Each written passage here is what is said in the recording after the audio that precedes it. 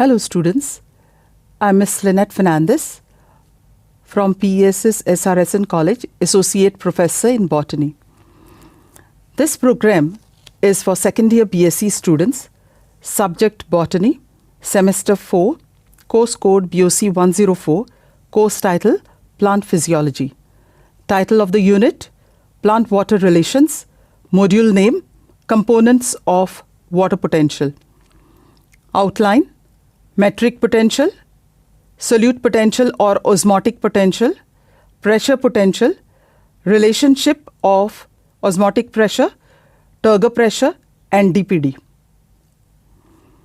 It explains the components of water potential, understands the movement of water from one cell to another in the plants, and it recalls the relationship of osmotic pressure, turgor pressure and diffusion pressure deficit.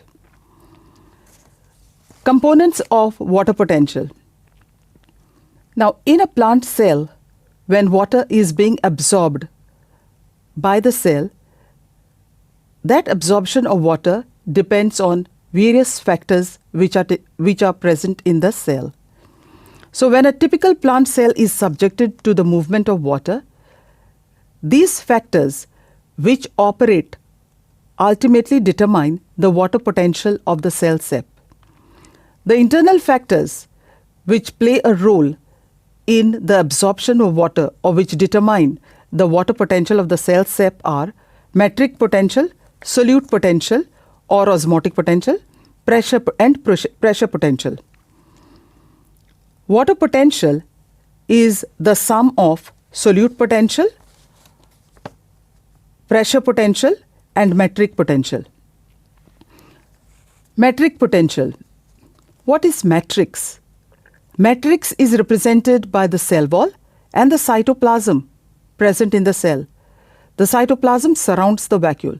So it is the cell wall and the cytoplasm which represents the matrix, and the water that can be absorbed by these represents the metric potential.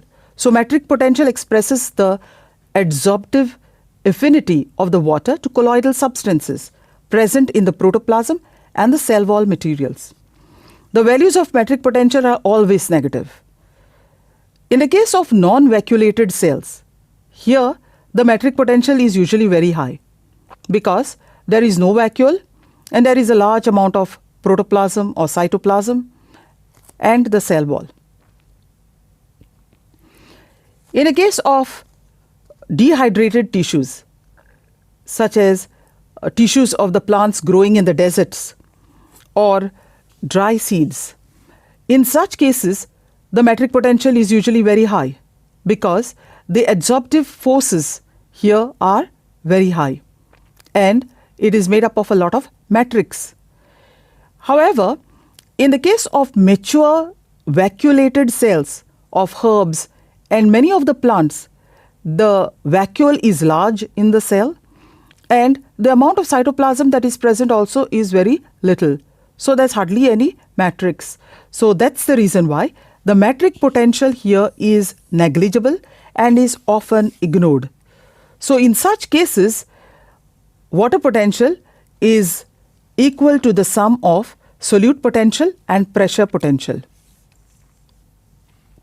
Solute potential is defined as the amount by which the water potential is reduced as a result of the presence of solute particles present in the water.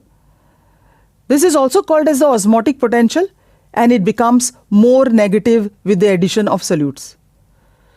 Let us recall osmotic pressure. In the case of osmotic pressure, with the addition of solutes, it becomes more positive. In fact, osmotic potential and osmotic pressure, they both have the same numerical value but with opposite signs. Solute potential is expressed with a negative sign in bars. Solute potential depends on the total number of solute molecules or solute ions which are present in the solutions. Sometimes the solution may consist of several different solutes. So in such cases, the solute potential will be taken as the sum of the individual solute potentials which are contributed by each solute. In a pure solvent, the value of osmotic potential is 0. That is, the value of solute potential is 0 because there are no solutes dissolved in it. Pressure potential. When a cell absorbs water, the elastic cell wall exerts a pressure, which is the wall pressure, on the cell contents. Now, this pressure, the wall pressure, is directed inwards on the protoplasm of the cell. Due to this inwardly directed wall pressure, the hydrostatic pressure is developed in the vacuole, and this pressure is termed as the Turger pressure or the pressure potential.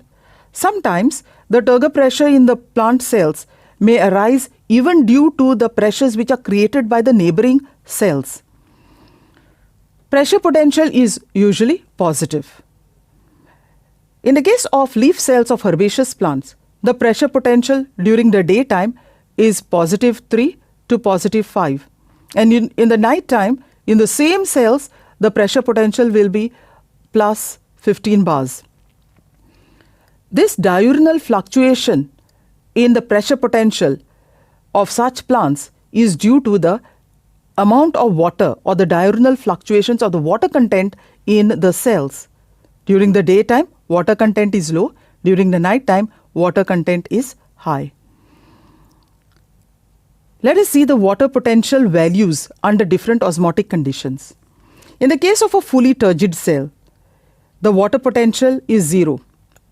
That's because the pressure potential numerically equals the solute potential, but with opposite signs. So, water potential will be 0. In the case of those cells which are showing incipient plasmolysis is a condition wherein the cell, the protoplasm, just begins to show plasmolysis. It just leaves the cell wall. So, in the case of incipient plasmolysis, the water potential is equal to the solute potential plus the pressure potential. But in the case of the plasmolysed cells, the water potential is equal to solute potential because here there is no pressure potential since the protoplast is shrunken and it is not exerting any pressure on the cell wall. So, the pressure potential is 0 and water potential is equal to the solute potential. Let us consider two cells to know how the movement of water takes place. Cell A and cell B. Let us say they are in contact with each other, and let us say the solute potential of cell A is minus 12 bars and its pressure potential is 4 bars. Then the water potential will be minus 8 bars. And in the case of cell B, the solute potential is minus 5 bars and pressure potential is 2 bars. So its water potential will be minus 3 bars. The movement of the water here will be from cell B to cell A. That is from the higher water potential to lower water potential. This is a graph which shows the relationship between the water potential, solute potential and the pressure potential and water absorption by plant cells to increase in the cell volume. In the case of the plasmolysed cells, here the pressure potential is 0. Okay, the pressure potential is 0. So that the water potential is equal to the osmotic potential.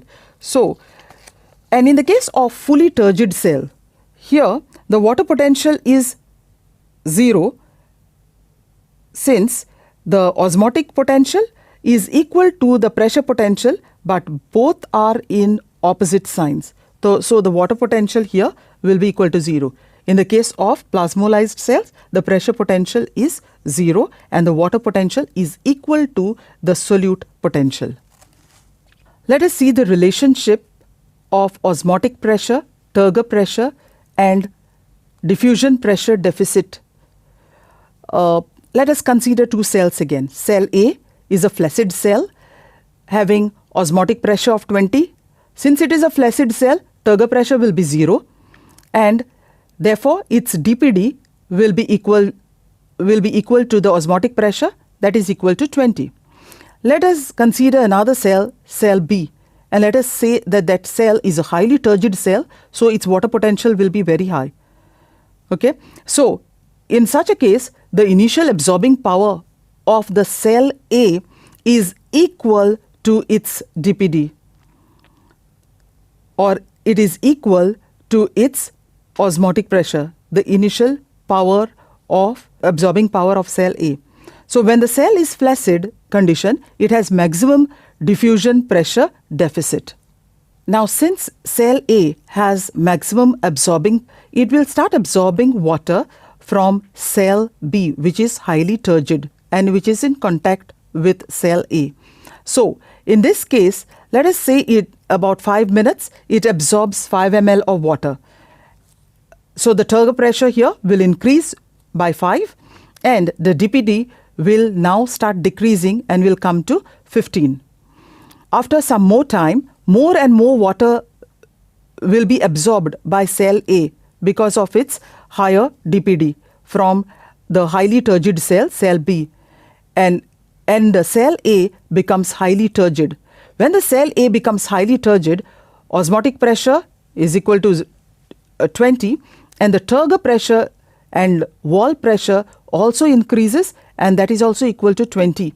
So dPd will be equal to 20 minus 20, that is equal to 0. So when a cell is highly turgid, dPd or the suction pressure is equal to 0.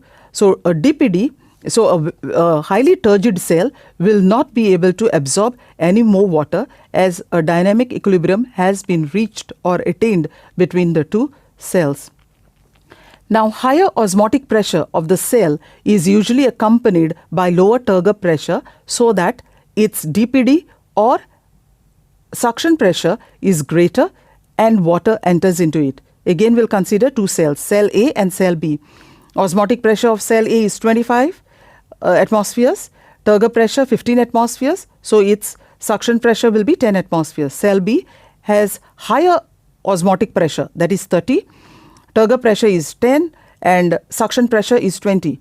What will be the movement of the water? The movement of the water will be from cell A to cell B, that is because suction pressure of cell B is much higher. Now we have to remember one more thing. Entry of the water into the cell depends on dPd or the suction pressure and not on osmotic pressure only. So cell A and cell B, cell A has osmotic pressure of 35 atmospheres, cell B has osmotic pressure of 40 atmospheres. Cell A has turgor pressure of 10 atmospheres and suction pressure of 25 atmospheres. Cell B has turgor pressure of 20 atmospheres, suction pressure of 20 atmospheres. Now the movement of the cell, the water will be from cell B to cell A. That is because the suction pressure of cell A is higher than cell B, even though cell B has higher osmotic pressure as compared to cell A. These are the references.